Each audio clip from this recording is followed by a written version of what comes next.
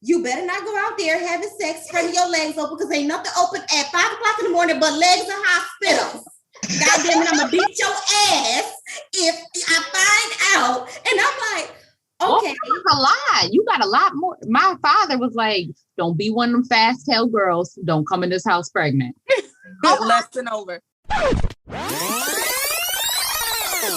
Y'all already know what time it is. This is the space for women to get real, raunchy, and spiritual. We share our experiences as we learn to live unapologetically, authentically, and in our highest vibrations. So grab your tequila, your wine, your juice, whatever suits your fancy, and let's get to it.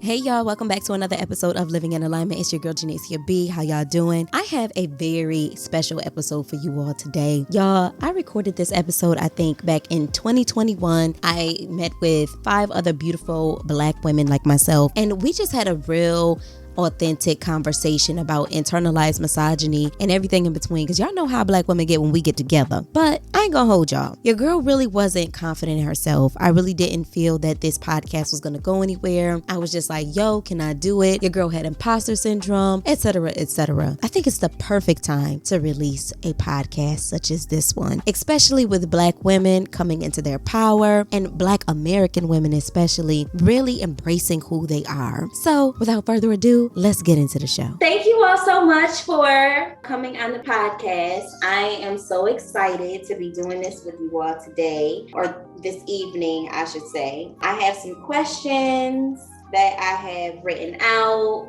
We're going to get to that. But before we get into the nitty gritty of things, I want everybody to introduce themselves. We're going to start with you, Kiki, and then we're going to go to Titi, and then we're going to, it's Alyssa? Okay, and then we're going to go to Alyssa. All right, you can go first. I'm Kiki. What should I say about myself? I'm from Syracuse, New York.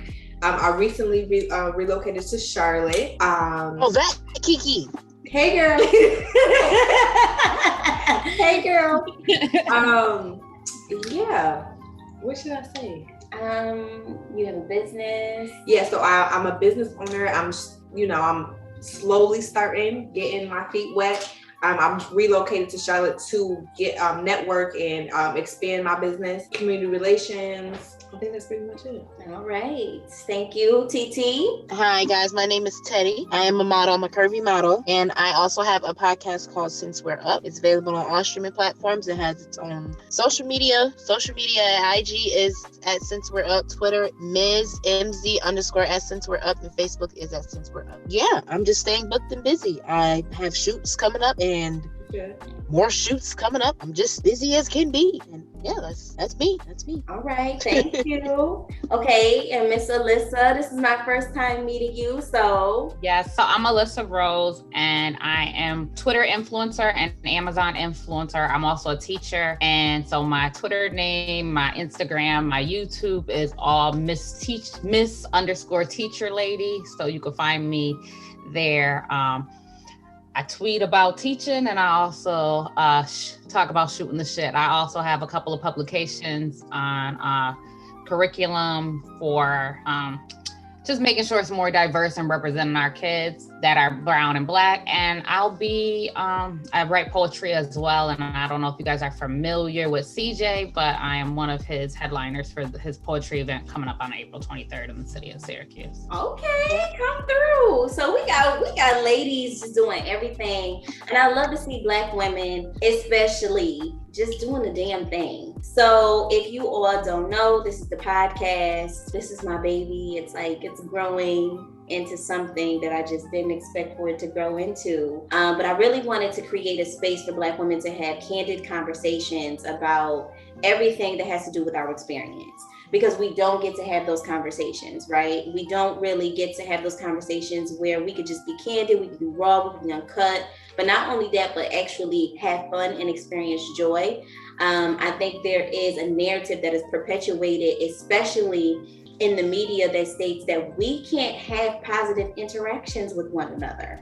And that's a problem for me. So I wanted to create a space, and this is going to definitely grow and bloom and blossom into something else where it's not just Zoom, it's not just the podcast, it's going to be actual events, actual retreats, things of that nature. So I'm really excited for this.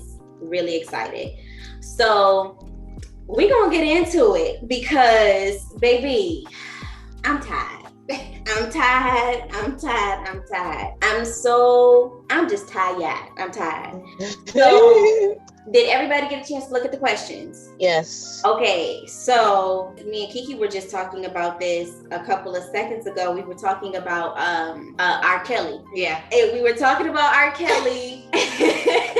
And it was just like, okay, we're gonna agree to disagree. Right, we're gonna agree to disagree on this one. But I felt like that's a good segue into misogyny and internalized misogyny, and how we as women, we internalize. Specifically, let me talk about misogynoir. I'm not talking about misogyny because, you know, misogynoir is specifically towards Black women. So before we even get into it, when you all hear this word, can you tell me, what do you think about? Like, what is your definition? Because for whatever reason, we all have different definitions of the word. Mm-hmm. So whoever wants to start, I'll let you start. I just feel that it's a prejudice towards, but you said, you know, misogynoir, so that's towards Black women, but misogyny, I just feel that it's I don't want to say I just feel, because it's not it's a prejudice against women. Like, well, you have no right to, it's okay for you to be upset because you're a woman. So, did you hit the door? I'm a professional podcast. We're going to have to edit this out.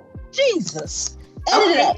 Edit it out. We need to edit it out because that's part of the problem. How you open the door and just go on about your business? No, he knew the chat.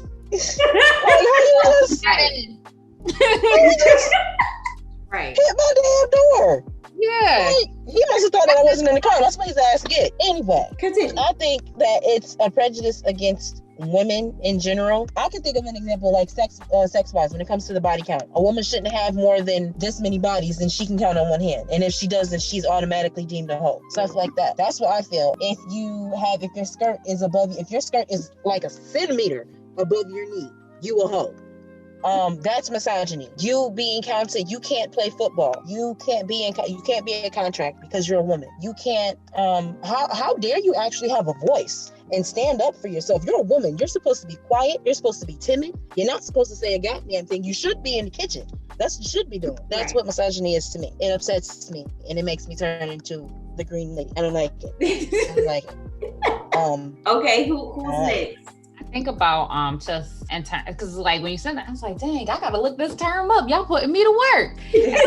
And it like, so seeing it at the school level is, and I think we could all think back to like when we was in high school and you got sent home or you had to change your pants for your skirt being too short or your shorts being, but let a white girl have on literally the same length shorts, but because her booty wasn't thick, because her thighs wasn't big, it wasn't a problem. So that is definitely targeting the Black woman's body. Yes. And that's like, it just be like those little things. And like, so. I definitely experienced that. But it's us though. I think it starts with us. Yeah. I definitely think it starts with us. It does. We over-sexualize our kids. Well, so this is, I posted this today and I was like, let me take this down since, you know, I got to keep my job. My daughter, she's in kindergarten, and I got a message, and it's funny because Janae was like, I already knew that was you before you even, before I even saw it was you. She was like, when I read the response. But I got a message from her teacher telling me that the school policy is for kids not to have on spaghetti straps. She just said that. My daughter's in kindergarten, so I said, how are shoulders sexy? Oh, I said the policy seems sexist with a hint of pedophilia, because I don't know it does sexualizing a kindergartner's shoulders. Who do I need to speak to about this policy? Because seriously, shoulders. What is sexy about shoulders? Yeah, she's in kindergarten good right now, but shoulders. She's in kindergarten. How can you sexualize a shoulder? A little girl, like that's a problem with them, not my daughter's clothes. Exactly. Right. That's because you can't control your urges. That's because 9 times out of 10 they probably had cases and they trying to cover their ass. That's what that is. Policies are so sexist and they're usually targeted more so against our Black girls. Yes. Oh, it looks like, you about to start cooking? Yeah, listen, I done got comfortable. Them kids is sitting down, they watching that TV, like I was in the whole groove. Okay, so we're talking about misogyny and we're talking about internalized misogyny. Alyssa was just telling us about her daughter and this text that she received. Now, who did you receive this text message from? Her teacher. But like, I know it's not her teacher. Like I was like, I know it's not you. I know it's the school's policy. But these policies are sexist, and they more so target our Black girls than they do the white girls that are in the school. And that's the problem. That is a problem.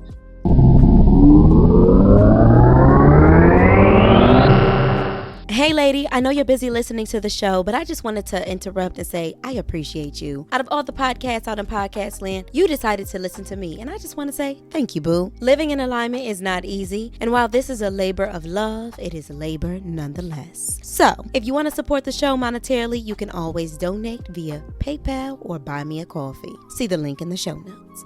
And if you don't have the coin, I get it, sis. Sharing with a friend is more than enough. Now, let's get back to the show. But these policies are sexist, and they more so target our Black girls than they do the white girls that are in the school. And that's the problem. That is a problem.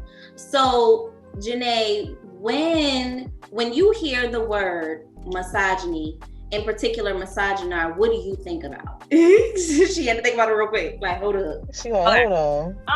A lot of the times I feel like I go to just like example wise, so not necessarily definition wise. A lot comes up in the workplace, kind of like what Heyman was talking about. Well, I gotta say your first name. Alyssa was talking about a lot with, dress codes. I know we were talking about last time we were on the podcast about my first teaching experience, and I wore a dress from New York and Company, and they were just like, I literally got like a text message like, kind of be careful what you're wearing because and I don't know. Please. But because I bought this National Women's store that they specifically crafted so you could wear, and I know for a fact the lady next door, she looked like she about to go to a club. What the club we used to go to? 110, 310 at any given.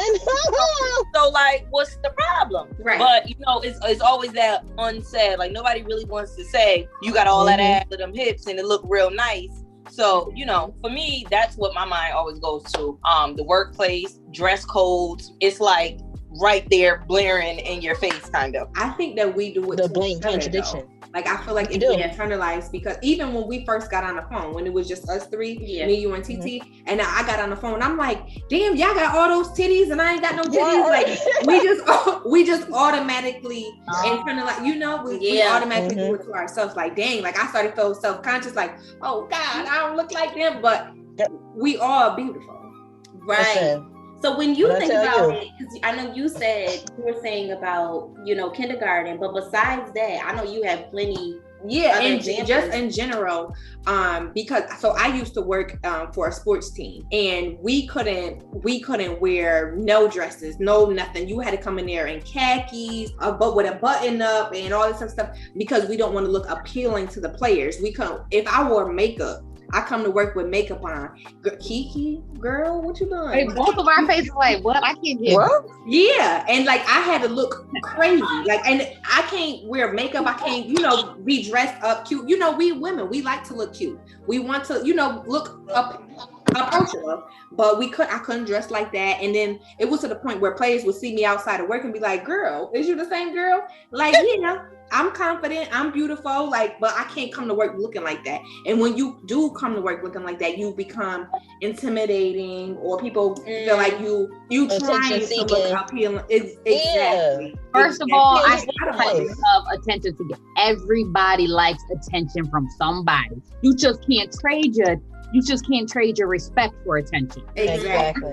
But everybody likes attention. I like when my daughter gives me attention. She wants kids. Like, oh, you like me today? Because we all like attention from somebody. Exactly. Or like, oh, you doing that for attention? If you on social media because you want attention, everybody here want attention from somebody. Exactly. You want to keep the journal. And got off.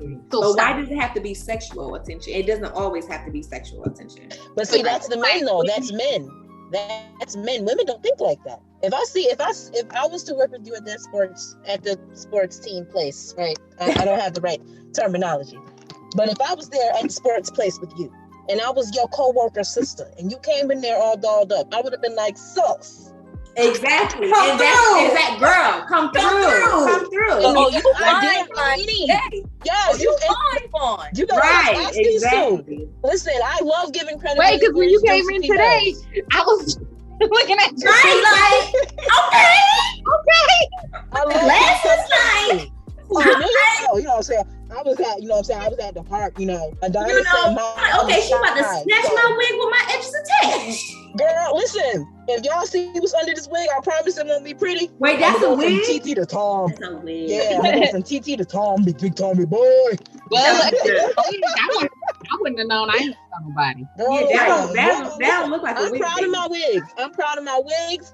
Listen, this year has taught me so much. Okay, so when I think about the word misogyny, right? I think about, I wrote this down. Let me go to my notes. Because I was just like, So I looked through all the questions and I was ready. you was ready? Okay. So I thought about something that my best friend said to me, because I remember I was telling him I went through this like really, really rough patch in my life just a couple months ago. And I was talking to my aunt about it, and she said to me, you know what? I need you to watch what you say to people. Watch what you do. Watch who you bring in your life. Because I think someone has something on you. So my best friend says, and he's a gay Black man. And he says to me, I think it's very important for you to be careful about who you listen to. I don't think Auntie meant any harm when she made this statement, but he said, even though I'm gay, Black men, we don't have those type of conversations. We not sitting over there like, bro, you better watch who you talking to because she gonna get you. He gonna get you. We don't have those type of conversations amongst one another. He said, so to me, it's implied in that statement that you need to not watch people, you need to watch what woman you talking to. Like there's this narrative, it's an underlying narrative that we have to be very careful about other women. We can't trust the other woman over there. Yeah. And it's this break, and it causes exactly, and it's this break, and it's like there can't be any sisterhood. And it made me think women are the gatekeepers to misogyny and patriarchy. We really are when it comes to certain things, because we perpetuate certain narratives and not even realize the narratives that we're perpetuating. So that's what made me, that's initially what I thought about. And that was actually, I said, you know what? I'm going to have to do a podcast about this one. I'm going to have to do a podcast because this is interesting. Because he's never said to me, you know, as my friend, as my best friend, he's never said, well, you know what, Jay? I think you really need to watch who you're talking to. I don't think that you should be telling these other women X, Y, and Z. He's like, no, those are your friends, those are your sisters. If you trust them, then I trust that you trust them, and there's nothing wrong with that. That's your sisterhood, that's your circle, that's your community. There's nothing wrong with that. He's never said that to me. So he said, I think as Black women, he said, and what I love about him, he's a womanist through and through. And I'm very particular about my words because I'm a womanist, and I'm for Black women. I'm all for the pussy. I'm for it. I'm for it, baby. I'm for it. For the Black ones, I'm for it. For the Black pussy. I have to be, For the Black pussy. The Black. Yes, honey. Yes. So when he said that, I was like, okay. Like I said, that's what made me say I need to do a podcast about this, because I wanted to know how have you all experienced it? Have you all had someone say, girl, you better watch talking to Boom Quisha down the street because you heard? Girl, you know I did. You already know. You already know. You gotta be quiet. Internalized misogyny on both sides. Like I literally have to clear the gate because of the stuff that I was taught growing up. Like I have to literally, I'm defogging everything in my mind. Because it's a whole rewiring over here. Alyssa, what were you gonna say? I was saying that you got me quiet because I always got something to say. But all right, don't nod your head like that. You always got something to say.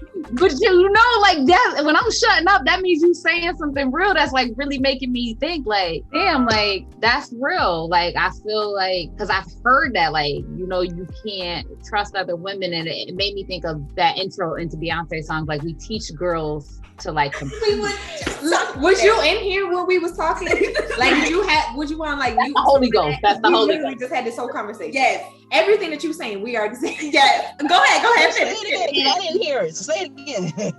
It's like we teach each other, like girls to compete against each other, not for like accolades, but like men, like data points. Exactly. But For men. It's what's the word that I'm looking for? It's primal.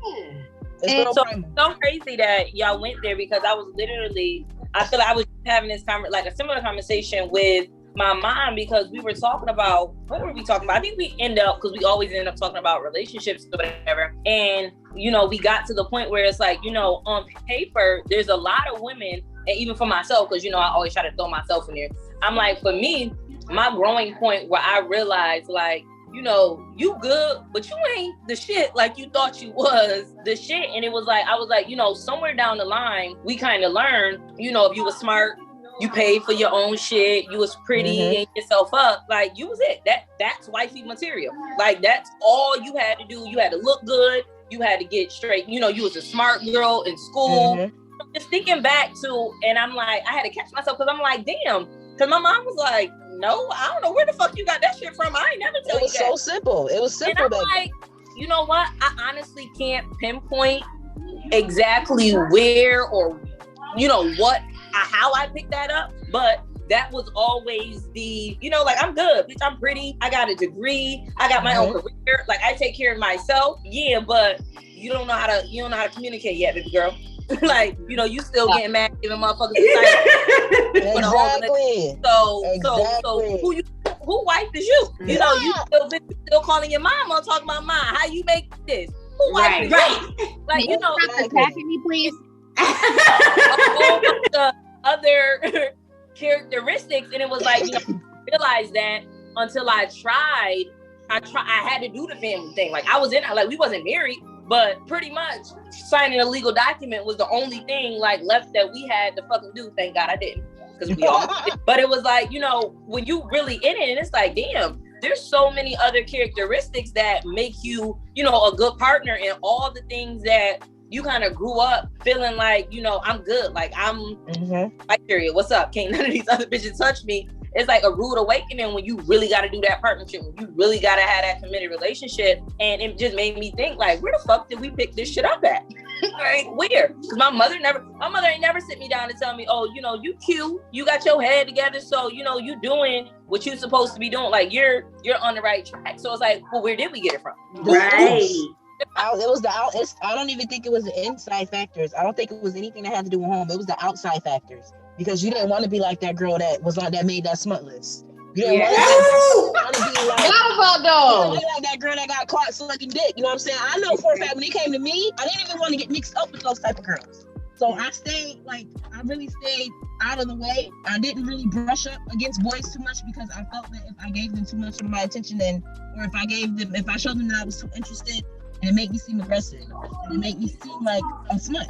So why is it that women are always trying to be more appealing to men? Like, why don't men have these conversations about, okay, I'm going to do this to be more appealing? You know what? Because I think that they do though. Theirs just look different. Like, you know, they start being the hood boy. They start going in the streets because they feel like, you know, girls always wanted the bad boys. And they start, you know, their behaviors change based off of what we want too. It's a lot different. And then they and I feel like they realize their power a lot sooner than we realize ours. Yeah. That's the one. That's the one right there. 100%, That's the one. 100%. And I think, I think that men have more self-confidence than women do, because you see a bum nigga, he got the baddest bitch. A drug dealer, whatever, he got the baddest bitch. But girls, the boss bitches, girls that's doing well for themselves, they with these bums. You like, girl, what is you doing with him? Like, how did you even meet him? When was y'all in the same area together? Like, I had a problem with B. Simone talking about women need to do this. Cause I was like, Statistically speaking, Black women have are the most educated demographic. Therefore, we have high earning power, and we are the least likely to date outside of our race. So when we're dating, loyalty, most of us are dating down, and we trying to build them up. We see the potential. That right there. Black women, I said, but who is her demographic? Exactly. That's why I had a problem with what she was saying. But after tonight, I'm just like picking up on what Green said, because I feel like that was that misogyny. Hey girl, did you know that this podcast was a part of a larger empire? Yes, this podcast is a leg of Alignment Home and Lifestyle, a self-development and lifestyle brand providing women like you with experiences and content that empowers you to cultivate a healthy relationship with yourself so you can lead a life that is happy and in alignment with your highest vibration. Along with the podcast, Alignment Home and Lifestyle offers shadow work journals such as our best-selling Let That Shit Go journal, the first ancestral-based journal designed to be burned. We also offer holistic interior consultations for optimal living and so much more. If you are interested in more of Alignment Home and Lifestyle's work, head on over to alignmentlife.live. Now, let's get back to the show. You all said something, I'm not too sure who said this. I think Titi, I think you said this. Teddy, you said this. I don't want to be like that girl. Yeah, that was me. In that statement alone, we internalize some form of misogyny right there. Yeah. Because where is it even rooted? You know, where is that statement? What do you mean you don't want to be that girl? You don't want to be that girl that is exploring her sexuality. You don't want to be that girl that is experiencing orgasms. You know what connotation to that, because orgasm from them little boys. I know, but still, as an adult, it's different because as an adult, I see it differently. But me as a teenager, I didn't. Of course, I definitely internalized that because I did not want to be marked as that girl. I was already going through enough as a teenager. But the thing is, I see things differently now. A lot of that was rooted. It wasn't that many girls that were that self-assured about themselves and their sexuality. Yes. So a lot of that, you even looking at it now as an adult, seeing those young ladies, a lot of it's self-esteem issue. Right. You know what I mean? Because ain't no boy making you come at 16 years old. So not even waste your time. I guess what I'm saying is Black women versus white women in the conversations that we have with our children. Let's look at it that way. Let's talk about that. The conversations that white mothers have with their white daughters is completely different from the conversations that our Black mothers have with us. Because I know my mom didn't sit me down and say, well, JahnaSia, so when it's time for you to have sex, right? And he puts it in, right? He's not supposed to just pump up and down, right? It's supposed to feel good for you to. My mom didn't have this conversation. It was, you better not go out there having sex, spreading your legs open, because ain't nothing open at 5 o'clock in the morning but legs and hospitals. Goddamn it, I'm gonna beat your ass if I find out. And I'm like, okay. That's a lie. You got a lot more. My father was like, don't be one of them fast-tailed girls. Don't come in this house pregnant. Less than over. Okay, I got put on punishment for 6 months. That's what the fuck happened to me. I was just like that. I got a call with a hickey on my neck after my basketball game, bro. I swear, goddamn 3 sports seasons passed before I got off goddamn punishment. That's exactly what happened. I got caught in the summer when we were playing soccer. Her ass ain't let me off until goddamn softball season came. Y'all do things differently now with your kids? Yes. Even with my kids, like I talked to them. It's going to be different boy versus girl because, you don't want your daughter to be, a teenage mother. So the approach will be different. I have a son, so my approach is definitely going to be different. In my case, it's for both kids. I don't care what the sex is. Don't bring no babies home. I'm not ready to be no grandmother. I don't care. We're going to use safe sex. We're going to talk about how to do this right. We're going to talk about STIs. We're going to talk about STDs. We're going to talk about unplanned pregnancies. We're going to talk about different forms of protection. Y'all going to be straight out here because my mom didn't do that for me. She literally, when I caught my period, I was 12 years old. She straight up had this book that she was prepared. It was just prepared. It was a book full of diseased genitalia. I kid you not. We're bald. If you have sex, boom, this is what's gonna happen. I'm like, oh my God. What is that? I'm only 12. I'm like, I'm not gonna have sex. You don't have to worry about me. Nope, I won't do that. Right. And then I met Miss Ashley, and she saved my life. She taught me the real stuff. She taught me what sex really was.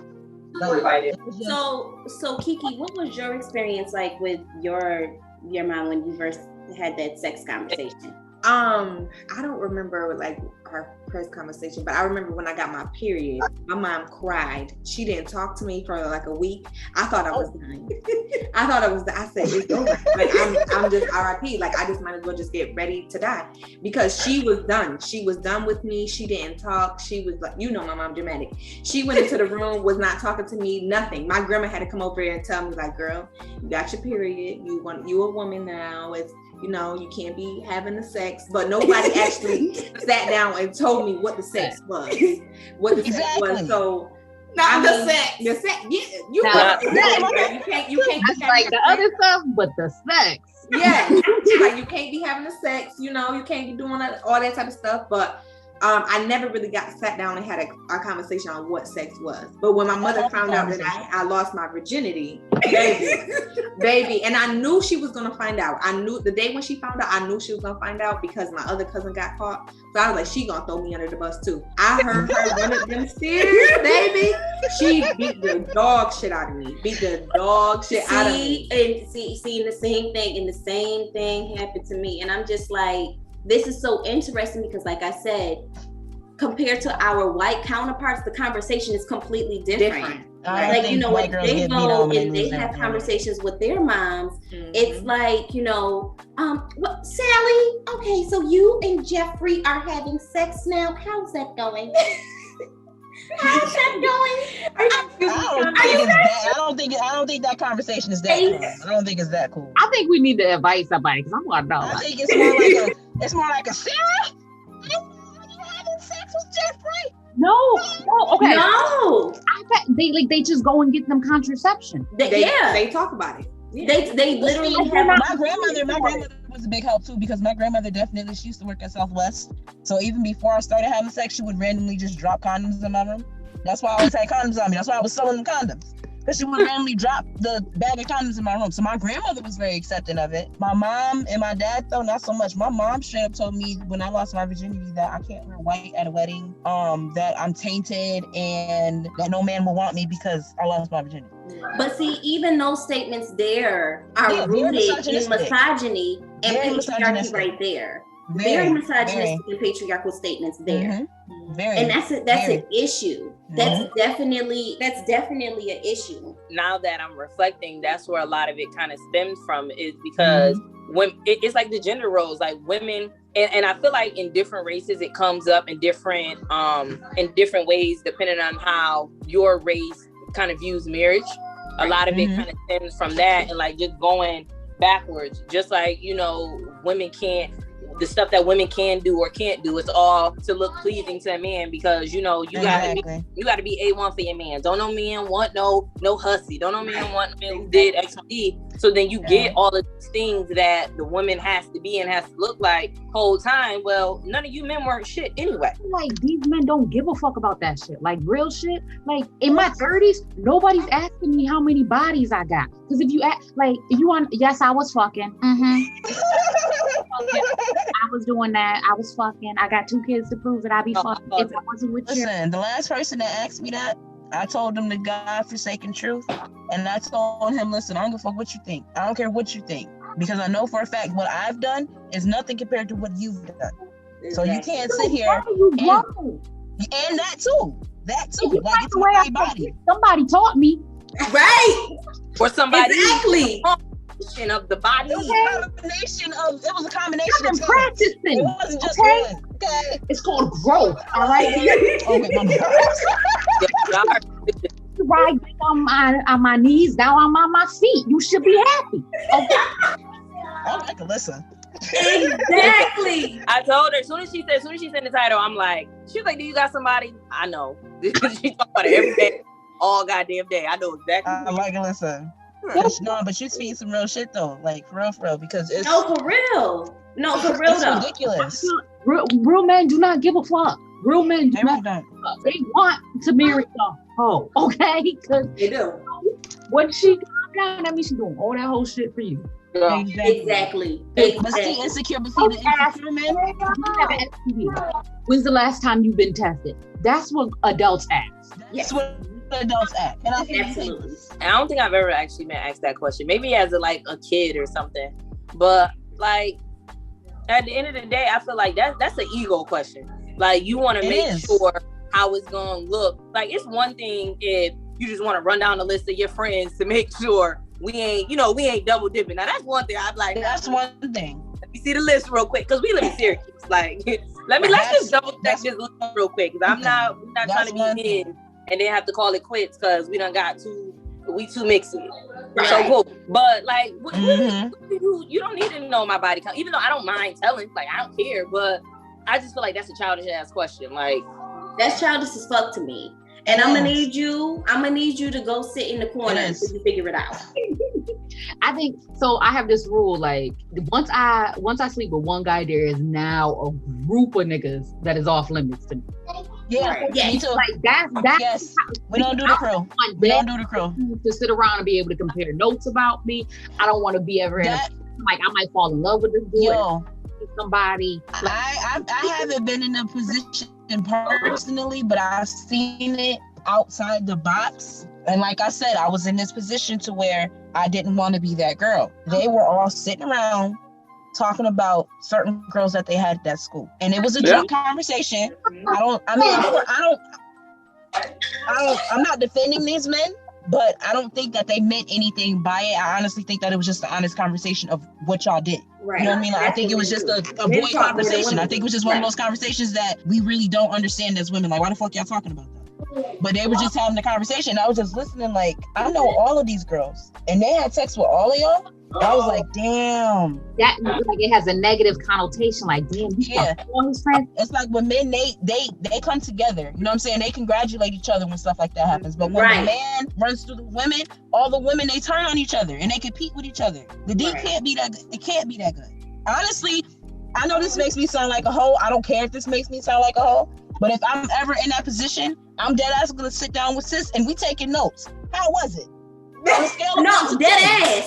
No, did he do this? Like, was it egg? Like, was it good? Like, did he eat your ass like he was supposed to? Because the way that he did it to me, he put his thumb in there. And he Can you put his information in the chat? The one with the thumb. Exactly. Because this is what they do. They do this to us. I be saying this my male friends. I'm like, yo, because I lived with my dad throughout my puberty. So like from 12, I said, so I'm a real nigga because I was raised by a real nigga. Like, see, right? See, that's right. Me too. That's right. Y'all, when I say we were having a time, baby, we were having a time. You hear me? Oh my goodness, it was so much fun. If y'all have not already followed this podcast, please go on and follow. If you have not downloaded this episode, please download the episode. And y'all, don't forget, there is a part 2 to this, okay? So stay tuned for the part 2. And last but not least, do not forget to leave us a comment. Let me know how I'm doing. Until next time, y'all, love, peace, and high vibrations.